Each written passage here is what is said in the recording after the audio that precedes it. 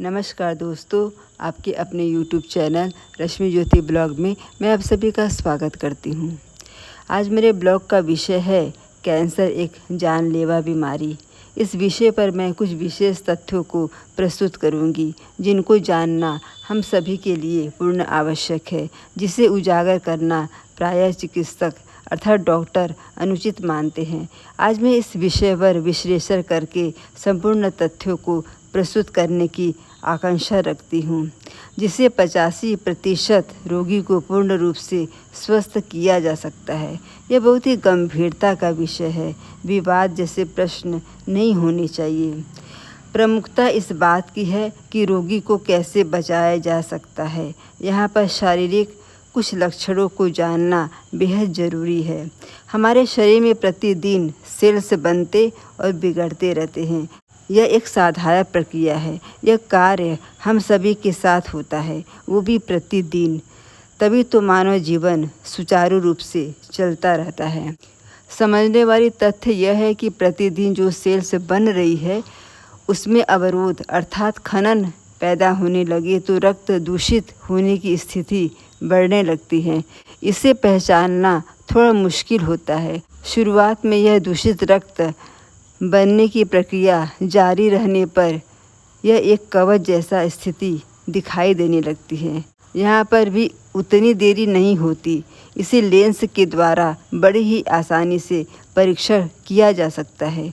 यही नहीं, इसी समय से इस रोग के लक्षण प्रकट होने लगते हैं, जैसे मुंह से बदबू आना, चक्कर आना, बिना शीत ऋतु के सर्दी जुकाम होने लगते हैं, छींकें अधिक आती है, कभी ठंडी लगती है तो कभी गर्मी का एहसास बराबर जारी रहता है। इससे भी प्रमुख कारण यह है कि रोगी का शरीर सूखने लगता है या मुरझाने लगता है। भूख प्यास भी नहीं के बराबर होती है। लार बनने की स्थिति पूर्ण रूप से समाप्त हो जाती है।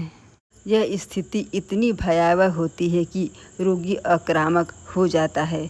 अर्धचेतना शून्य होने पर कुछ विशेष लक्षण प्रकट होने लगते हैं, जैसे मुंह का टेढ़ा होना, अपने ही दांतों से कपड़े फाड़ना, अपने हाथों और पैरों को फर्श पर घसीटना या पीटना आदि लक्षण देखे जा सकते हैं, लेकिन ये आखिरी स्टेज में होते हैं। कैंसर से तात्पर्य शारीरिक गतिविधियों के अवरुद्ध होते ही शरीर में एक अलग सा वातावरण तैयार हो जाता है। इसे प्रत्येक चिकित्सक को बड़े ही धैर्य और साहस के साथ समझने की आवश्यकता है। संभवतः भारत में ही इसका इलाज है। रोगी को बचाया जा सकता है। विदेशों में जाने की आवश्यकता बिल्कुल नहीं है। एक छोटा सा ऑपरेशन करके करोड़ों रुपए हासिल करते हैं वहाँ के जाने माने डॉक्टर। पैसा लेते वक्त पूर्ण आश्वासन देते हैं कि 2-3 वर्ष और जीवित रहेंगे, लेकिन 6 महीने की अवधि भी समापन नहीं हो पाती। रोगी तड़प तड़प कर मर जाता है तो कहते कि ये दवाई इनको शूट नहीं किया, इसमें हम क्या कर सकते हैं। इस तरह की स्थिति प्रत्येक रोगी के साथ होता है। ये कोई नई बात नहीं है, जबकि हमारे भारतीय चिकित्सक पैसों के भूखे नहीं हैं। जब रोगी का इलाज करते हैं तो पैसों के बारे में नहीं सोचते, उन्हें ठीक करने के लिए जी जान लगा देते हैं। इस रोग को पहचानने हेतु किसी विशेष प्रशिक्षण या डिग्री लेने की आवश्यकता नहीं है। इसके लिए सूझबूझ की विशेष आवश्यकता है, जो कि प्रत्येक चिकित्सक के उनके हाथ में है। ये कार्य बड़ी ही आसानी से किया जा सकता है। तो दोस्तों, आज हमने कैंसर से पीड़ित रोगी को किस प्रकार से बचाया जा सकता है, इस विषय पर हमने संपूर्ण जानकारी दी है। भारतीय चिकित्सक अर्थात डॉक्टर को अपनी गरिमा बढ़ाने हेतु यह कदम उठाना बेहद ज़रूरी है। भारतीय चिकित्सक के हाथों में यदि प्रत्येक वर्ष 10 रोगी को बचाया जा सकता है तो हमारे देश की बहुत बड़ी उपलब्धि होगी। इस संबंध में प्रत्येक भारतीय चिकित्सक के प्रति मेरी करबद्ध प्रार्थना है, कैंसर से पीड़ित रोगी को बचाने में अपना योगदान अवश्य दें।